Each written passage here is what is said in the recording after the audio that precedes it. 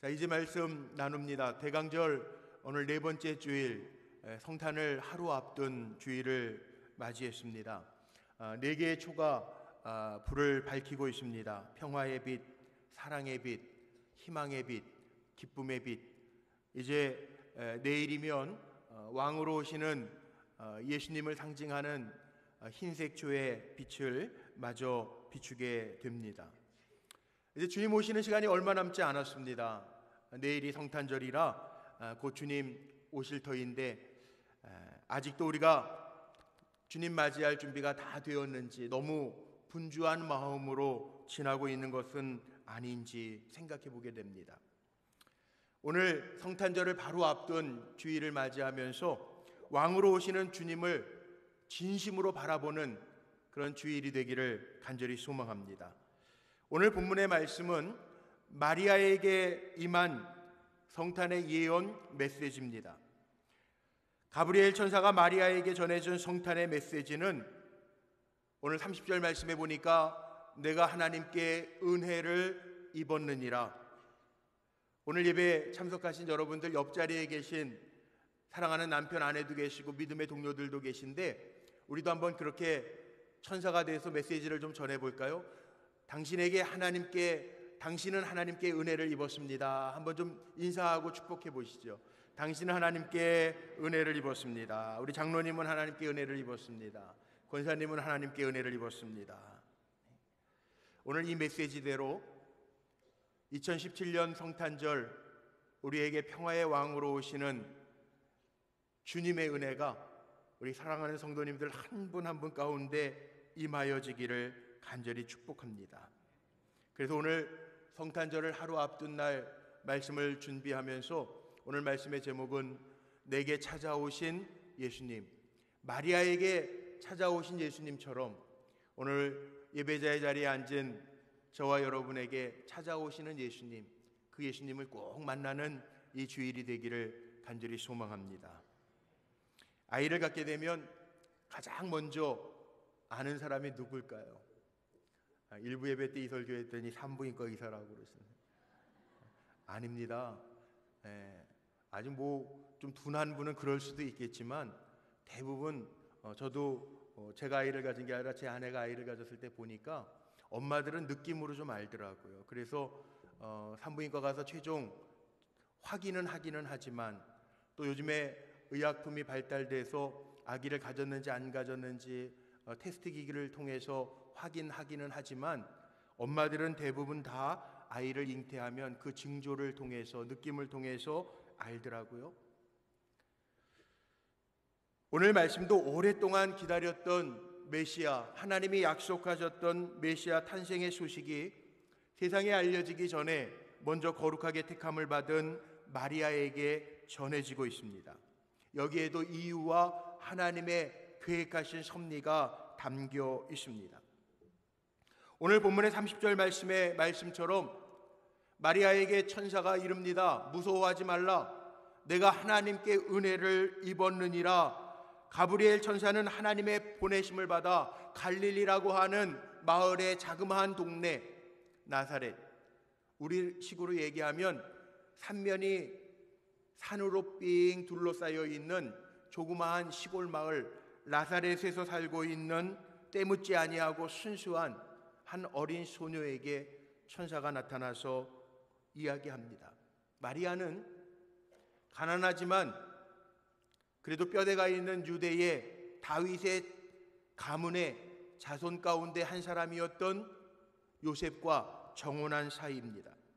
당시 유대 풍습을 보면 신랑 신부가 정해지면, 정혼을 하게 되면 결혼하는 날까지 몸을 잘 보존하면서 순결을 지키면서 지내게 됩니다.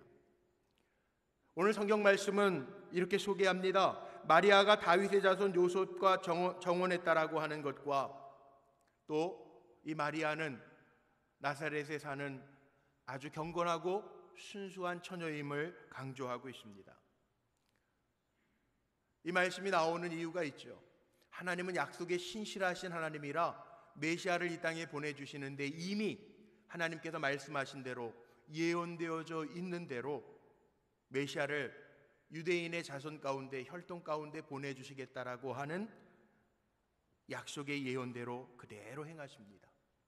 사도행전 13장 22절 이하의 말씀에 보면 다윗이 내 마음에 합한 종이라 그랬는데 다윗의 칭찬에 대한 이야기만 나오는 것이 아니라 여기 23절에 보면 이렇게도 표현이 되어져 있습니다. 한번 같이 읽어볼까요?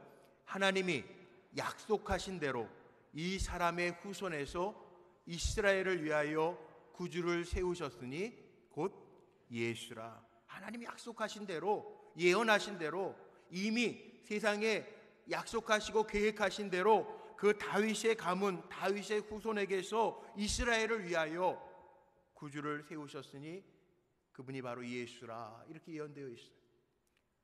예수님 오시기 700년 전에 쓰여진 이사야서 7장 14절 말씀에도 보면 예언되어져 있습니다. 그러므로 주께서 친히 징조를 너희에게 주실 것이라. 보라, 처녀가 잉태하여, 남자와 여자가 결혼해서 낳는 아들이 아니고요, 처녀가 잉태하여 아들을 낳을 것이요 그의 이름을 임마누엘, 우리와 함께하는 자라 하리라. 이렇게 나와 있습니다. 그러므로 마리아는요, 법적으로는 요셉의 아내입니다. 육체적으로는 몸과 마음이 정결하고 순수한 처녀로서 메시아를 낳을 수 있는 조건을 갖추고 있었습니다. 그러나 이런 조건만으로 마리아가 택함 받은 것은 아닙니다. 마리아는 어떤 사람이었느냐? 오늘 성경 가운데 가브리엘이 와서 마리아를 만나면서 예언할 때 마리아의 모습을 보세요. 때묻지 아니한 순수함, 경건함, 그리고 오늘 읽은 본문 38절에 보니까 나는 주의 종이 오니 주님의 말씀대로 이루어지기를 원하나이다 고백하는 순종의 종이었어요. 얼마나 귀한 모습입니까?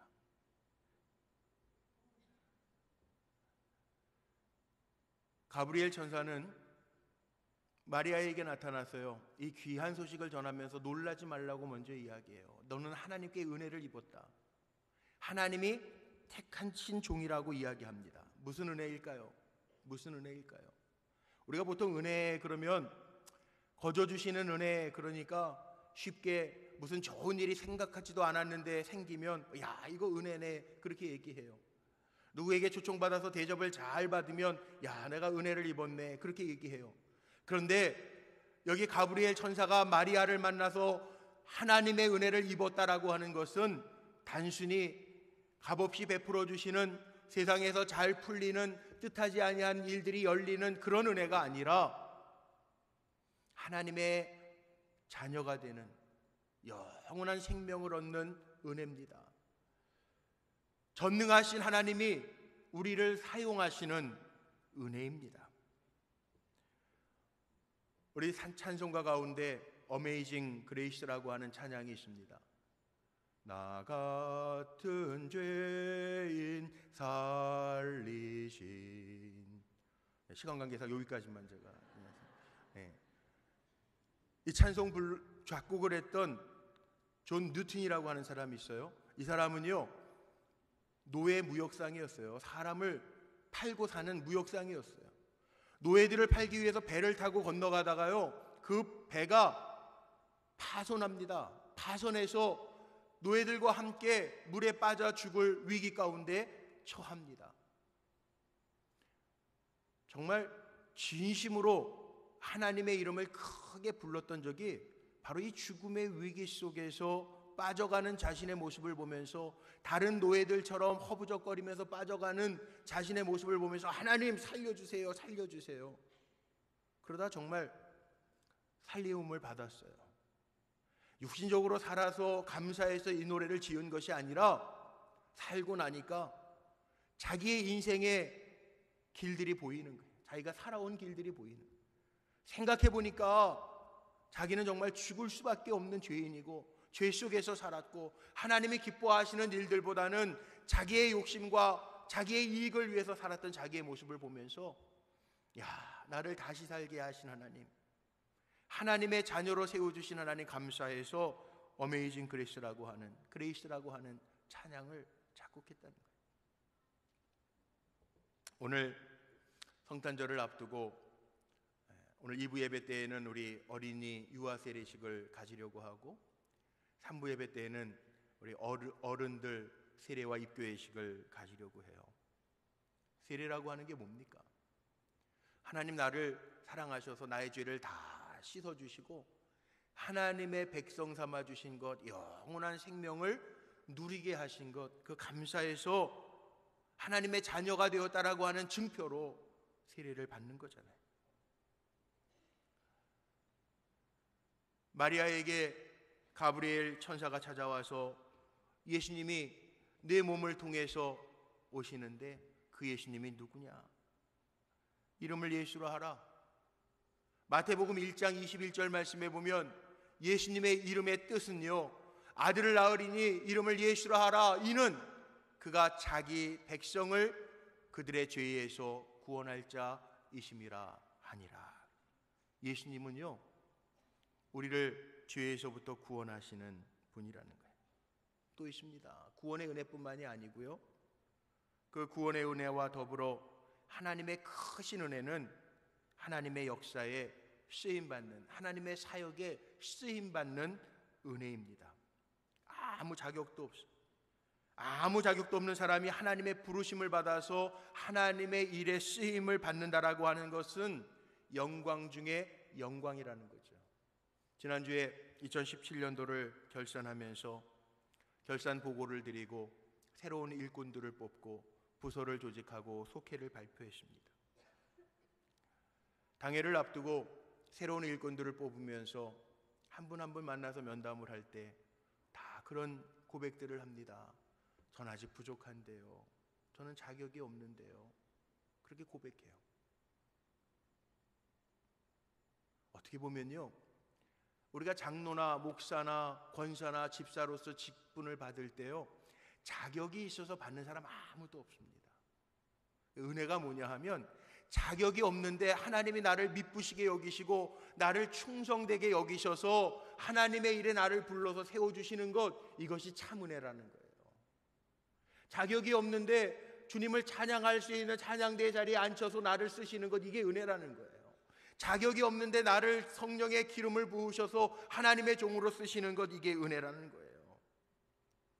구약성경에 보면 역대기서나 열왕기서에 보면요, 왕들의 이름들이 나와 있고 역대기에 보면은 이런 이름들도 나와 있어요. 성전 안에서 일하는 제사장의 이름들도 나와 있고요, 성전 기물을 관리하는 관리자의 이름들도 나와 있고요, 성전 문을 지키는 문지기들의 이름들도 아주 구체적으로 한 사람 한 사람 나와 있어요.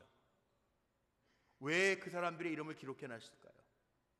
별 볼 일 없는 일을 한 사람인 것 같은데 주님의 일에 쓰임받는 사람들의 이름이 한 사람 한 사람 다 기록이 되어져 있더라고요. 하나님의 일 자체에 쓰임받는다라고 하는 것, 이것이 가장 귀한 일이고 하나님이 기뻐하시는 일인 줄로 믿습니다. 주님의 몸된 교회 안에서 청소하고 예배를 돕고 찬양하면서 예배를 돕고 찬양 봉사를 하시면서 예배를 돕고, 여기 군데군데 헌금위원들도 앉아 계신데 헌금위원만 하면서 예배를 돕고 안내하시고 성도들을 맞이하면서 예배를 돕는 모든 수고를 하나님은 귀하게 보실 줄로 믿습니다. 마리아는요, 어떤 은혜를 입었느냐?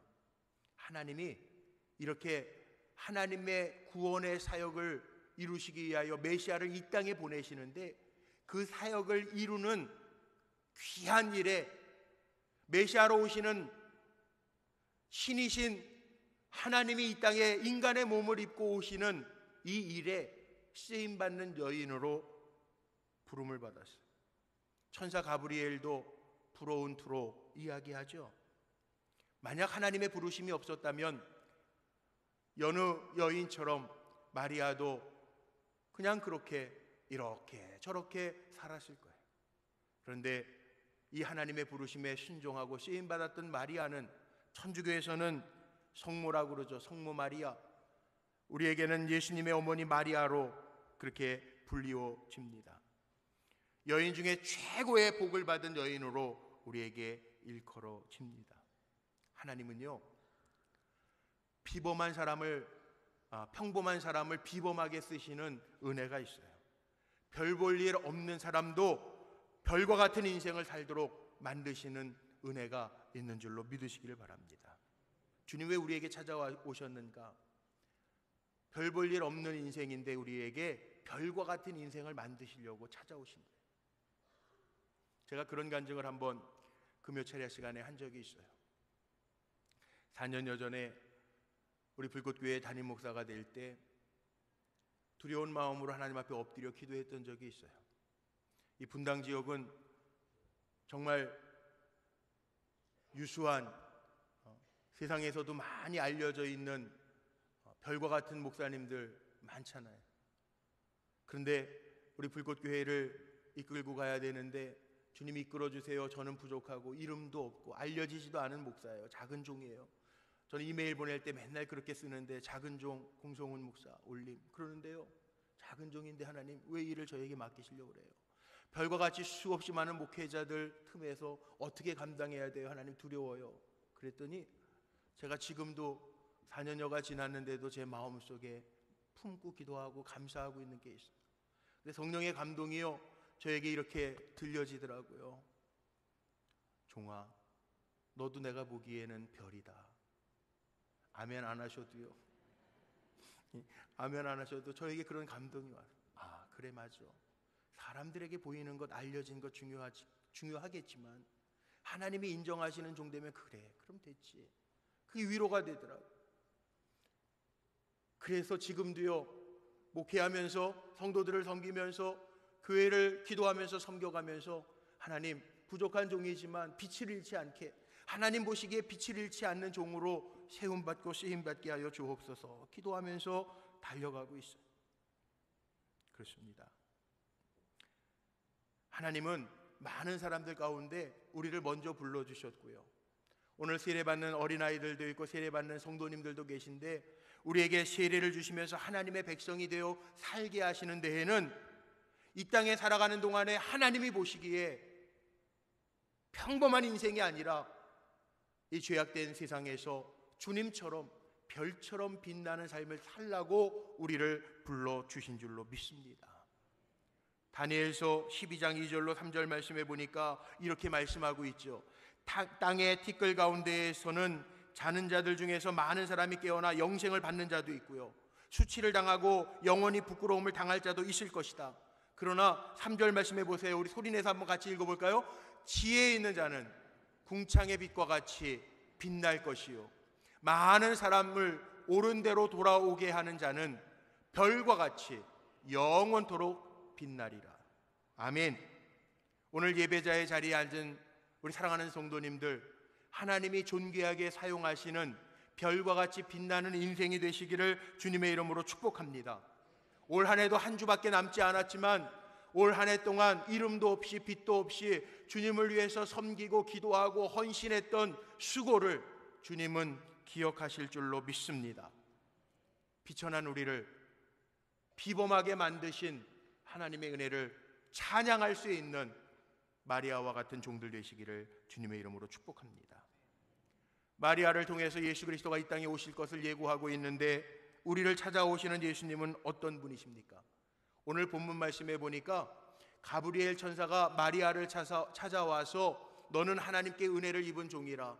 그리고 예수님이 그의 몸에서 태어날 것을 예고합니다. 그리고 뒤에 나오는 46절 이하에는 마리아가 하나님의 은혜를 받고 하나님을 찬양하는 마리아 찬가가 이어져 갑니다.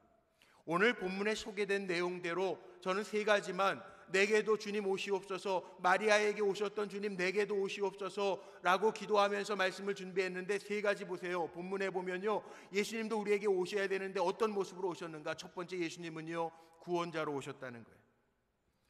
31절 말씀해 보니까 내가 잉태하여 아들을 낳으리니 그 이름을 예수라 하라. 마태복음 1장 21절 말씀하고 동일한데요, 그 이름을 예수라 하라. 예수라고 하는 것은 죄에서 건져낼 자라는 거예요. 사실 우리가 살아가면서요 제일 큰 문제가 뭡니까? 이게 죄의 문제, 흑암의 문제, 죽음의 문제, 가장 큰 문제 아니에요? 한 해를 살면서도 오라, 사도 바울이 로마서 7장 24절에 고백한 것처럼 내가 곤고한 사람이로다. 죄 가운데에서도 정말 자유롭지 못했던 우리의 인생을 봅니다. 그런데 주님은 우리에게 구원자로 오셨다는 거예요. 우리 12월 달 내내 예배 마칠 때 파송의 찬송으로 불렀던 주는 평화, 막힌 담을 모두 허물어뜨려 주시는 주는 평화. 주님이 구원자로 오셨다고요. 우리 사랑하는 성도님들도요, 죄의 문제에 눌려있는 분들 구원자로 오시는 주님을 영접하시기를 바랍니다. 흑암의 권세에 눌려있는 성도님들에게도 하나님이 빛으로 오셔서 우리에게 생명 주시고 다시 살게 하시는 은혜를 허락받으시기를 주님의 이름으로 축복합니다.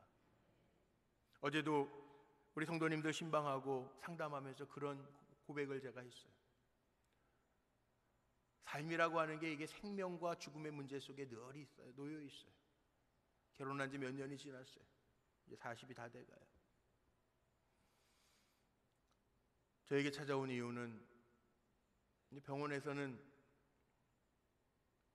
시험관 아기를 한번 시도해 보면 좋겠다 이렇게 얘기를 하는데, 목사님 어떻게 할까요? 질문하시더라.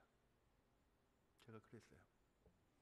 시험관 하기를 하는 것은 죄는 아니지만, 할 수 있지만 믿음의 사람이고 하나님의 백성이니까 제가 먼저 권고하고 싶은 것은 40일 동안 한번 하나님 앞에 결단하고 작정하여 기도해보고 결정하는 게 좋을 것 같습니다. 그랬더니 이미 오기 전에 자기들 마음속에도 기도해보고 싶은 마음이 있었대요.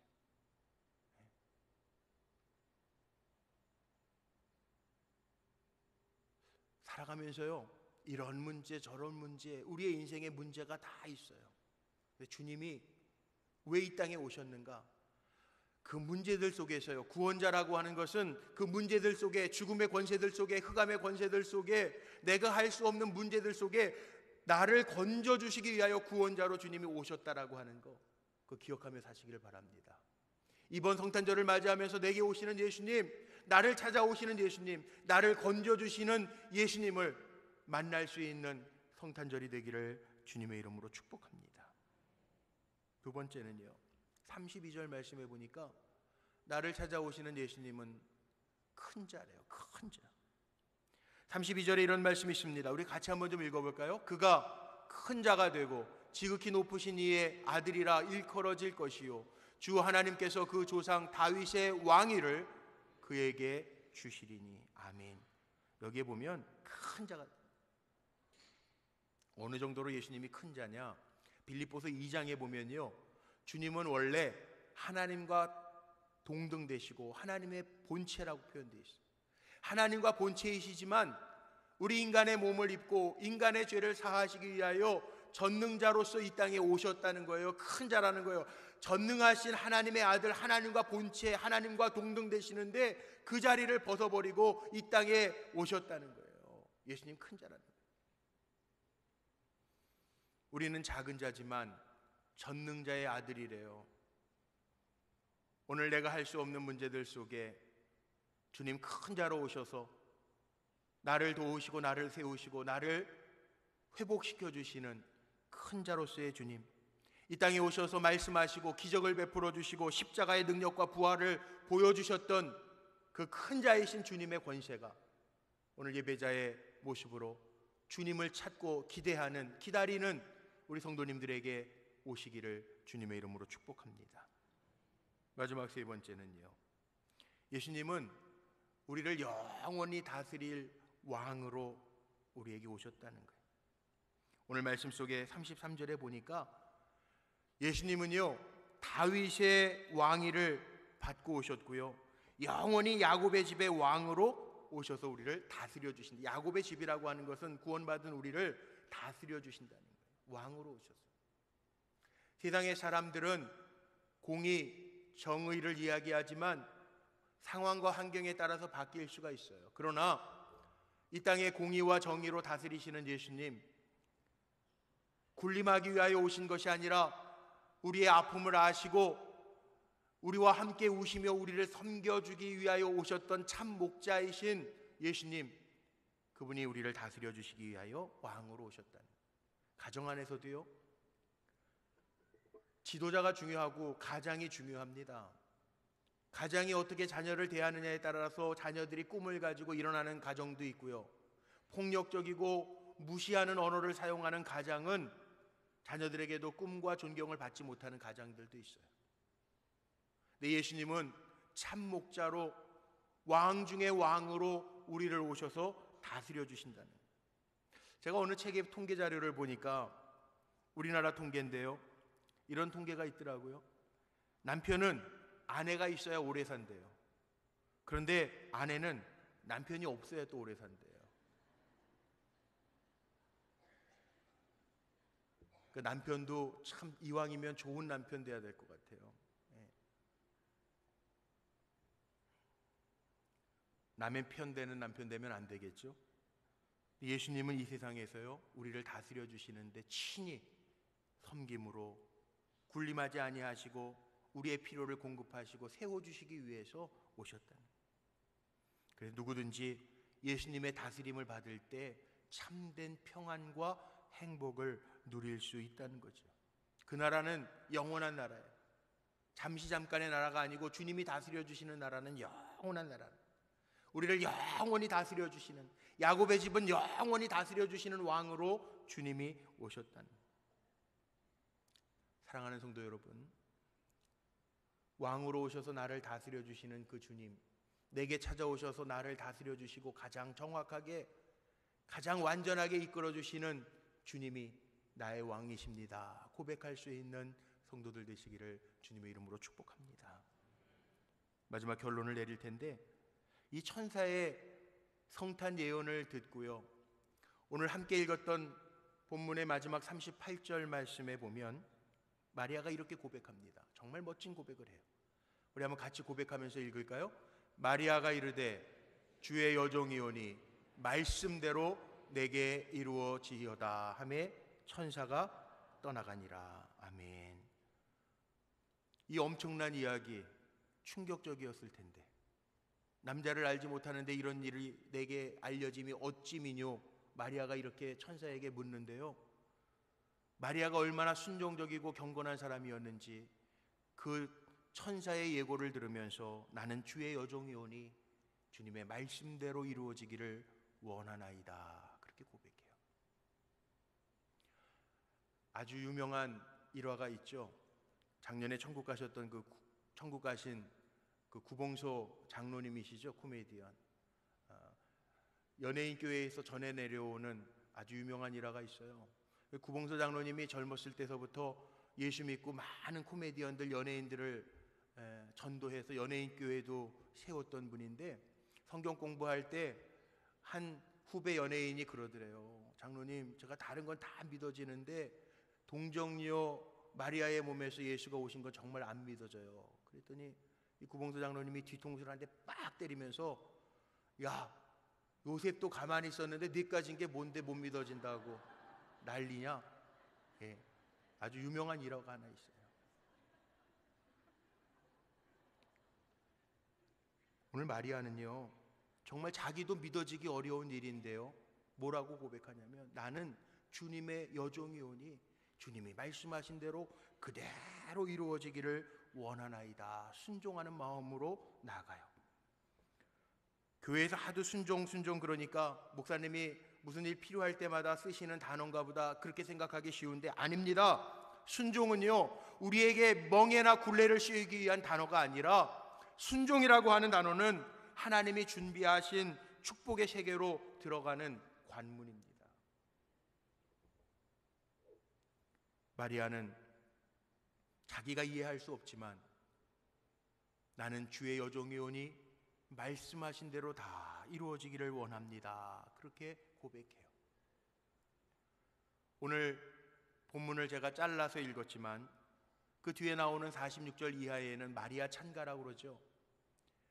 마리아가 하나님을 어떻게 찬양하면서 고백했는지 47절로 50절까지의 말씀에 보면요, 이렇게 마리아가 고백합니다. 우리도 그 같은 마음으로 한번 고백해 보죠. 우리 한번 읽어봅니다. 내 마음이 하나님 내 구주를 기뻐하였음은 그의 여종의 비천함을 돌보셨음이라. 보라, 이제 후로는 나를 복이 있다 일컬으리로다. 능하신 이가 큰 일을 내게 행하셨으니 그 이름이 거룩하시며 긍휼하심이 두려워하는 자에게 대대로 이르는도다. 아멘.